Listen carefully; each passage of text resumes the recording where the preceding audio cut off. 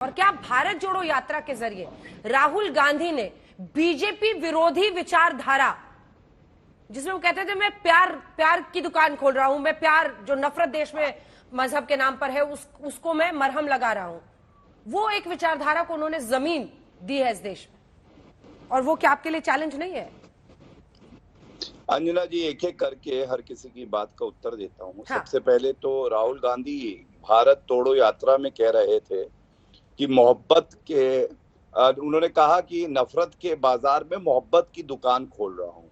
और उसके बाद पवन खेड़ा ने जो बयान दिया अमर्यादित प्रधानमंत्री जी के स्वर्गीय पिताजी पे, तो वो साफ हो जाता है कि क्या कहना चाह रहे थे। वो मोहब्बत के बाजार में नफरत की दुकान खोल रहे हैं। और मैं आपको बताता हूँ, कांग्रेस पार्टी दूरबीन से भी दिखाई नहीं देगी। ये बात अमित शाह जी ने क्यों कही? क्योंकि आज इनके पास ना नेता है ना विचारधारा है। आप देखिए, असम में एआईयूडीएफ के साथ इन्होंने गठबंधन किया था, वहां सरकार नहीं बनी। बदरुद्दीन अजमल अलग हैं, ये अलग हो गए।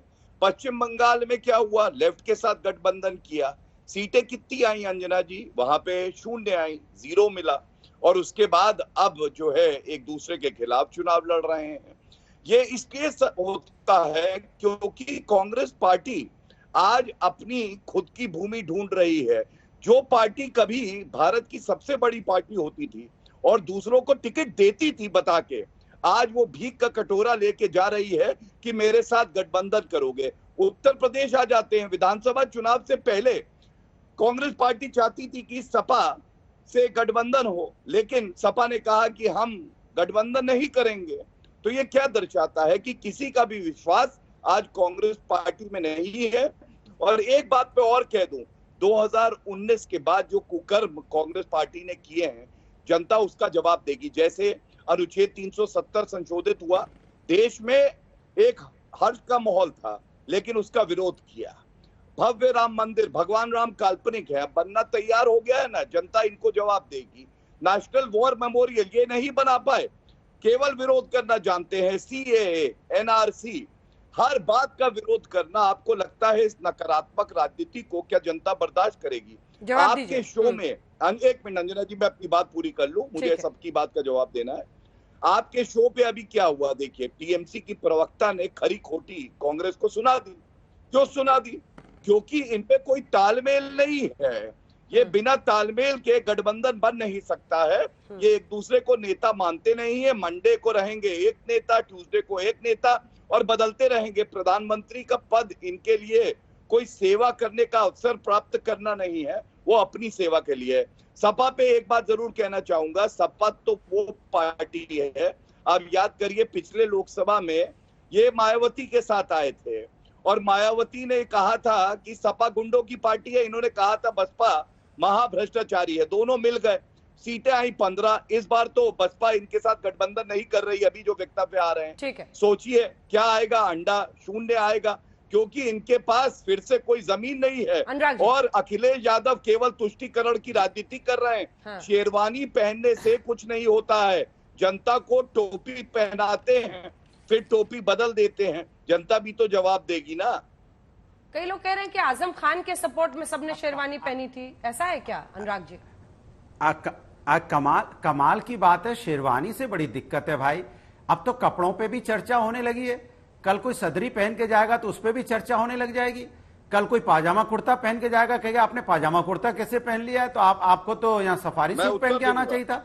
ये कोई चर्चा का विषय नहीं है। मैं भारतीय जनता पार्टी के प्रवक्ता से बस इतना ही बोलना चाहता हूं कि समाजवादी पार्टी अभी अकेले दम पे चुनाव लड़ी थी और 36% वोट लेके आई थी। और जिन पार्टी की वो बात कर रहे हैं उनका क्या हसर हुआ है इस विधानसभा चुनाव में, ये हमें बताने की जरूरत नहीं है। तो सवाल ये है कि तुष्टीकरण की राजनीति किसको दिखाई पड़ रही है? वो कपड़ों में भी तुष्टीकरण खोज रहे हैं, सोचो आप। तो ये समाज का विकास कैसे कर सकते हैं? जिनको कपड़ों में तुष्टीकरण नजर आने लग जाए, जिनको रंगों में तुष्टीकरण नजर आने लग जाए, जिनको भाषा में भी कल हो सकता है तुष्टीकरण नजर आने लग जाए, तो भाई वो हमारे हिंदुस्तान जो इतना सतरंगी तरह का हिंदुस्तान है, जहां पे विभिन्न भाषाओं के, विभिन्न धर्मों के लोग रहते हैं, तो फिर हिंदुस्तान को एक करने की बात कैसे होगी जब हर चीज में तुष्टीकरण दिखाई पड़ेगा? हम तो कहते हैं आप विकास की बात क्यों नहीं करते? हम तो विकास की राजनीति की बात, जब से डिबेट पे आए हूं विकास की बात कर रहा हूं, बेरोजगारी की बात कर रहा हूं, महंगाई की बात कर रहा हूं, हमारा देश कैसे आगे बढ़े इसकी चर्चा होनी चाहिए, कैसे किसान अपने पैरों पे खड़ा हो इसकी चर्चा होनी चाहिए, कैसे युवा अपने पैरों पे खड़ा हो इसकी चर्चा होनी चाहिए, कैसे हमारी जीडीपी बढ़े इस पे चर्चा होनी चाहिए, महंगाई कम कैसे चर्चा होनी, हमारा रुपया कितना मोटा हो जाए जो पतला होता जा रहा है इस पे चर्चा होनी चाहिए। इस पे तो चर्चा नहीं हो रही है। चर्चा किसने क्या कपड़े पहन लिए इस पे चर्चा हो रही है। कमाल की बात है अंजना जी, क्या हो गया मेरे देश को कि चर्चा कपड़ों पे होने लगी है। कल इस बात पे चर्चा हो जाएगी कि भाई आप भदौरिया साहब उत्तर देना। अरे 10 बातों पर चर्चा हो रही है, 10 बातें बोली जा रही हैं। आज चूंकि सबने एक साथ पहन के काली शेरवानी एक स्टेटस सिंबल बनाने की कोशिश की, उस पर ना कोई बुराई नहीं है। अंजना जी मैं उत्तर देता हूं इनको कपड़ों, बस मकसद बता देते कि इसके पीछे का राज क्या है। जैसे आपके हरे कुर्ते के पीछे भी एक राज है जो आप बताते नहीं है जनता को। लखनऊ का कल्चर है, लोग पहनते, अरे जनता को क्या बताना। लखनऊ भाई ये अवध का कल्चर है, शेरवानी पहनना। आज मन क्या अवध के कल्चर के हिसाब से मन करेगा। छोटा सा रिएक्शन उसके बाद नहीं हमारा देखिए ऐसा है अंजना जी, अगर अखिलेश यादव जी ने अपने गुरु आजम खां को बताया होता कि कपड़ों पे अभद्र टिप्पणी नहीं करते हैं, तो शायद उन्होंने जयप्रदा जी के लिए जो टिप्पणी करी वो मैं राष्ट्रीय चैनल पे तो कह नहीं सकता हूं। तो कौन अभद्र कपड़ों पे टिप्पणी करता है वो हम सब जानते हैं। दूसरा, इन्होंने कहा चर्चा होनी चाहिए कि रोजगार कितना है। अरे 2022 के चुनाव में अखिलेश यादव का बयान सुनना, उन्होंने कहा था 300 पार सीटें आई, 1/3 उसकी। क्यों आई? जनता ने नकार दिया उस व्यक्ति को जो सरकारी बंगला खाली करता है तो 200 रुपए की टोटी चुराता है, जिसके कार्यकाल में मुजफ्फरनगर दंगे हुए और वो पीड़ितों के साथ खड़ा नहीं हुआ, वो जाके सफाई महोत्सव में डांस करवा रहा था। और मैं इतना ही कहूंगा कि आज समाजवादी पार्टी कह रही है परिवार का साथ, परिवार का विश्वास, अगर परिवार आगे बढ़ेगा तो देश आगे बढ़ेगा। इनको ये समझ नहीं है कि उत्तर प्रदेश से क्या सफाई से भी एकदम छोटा सा मुझे रोहन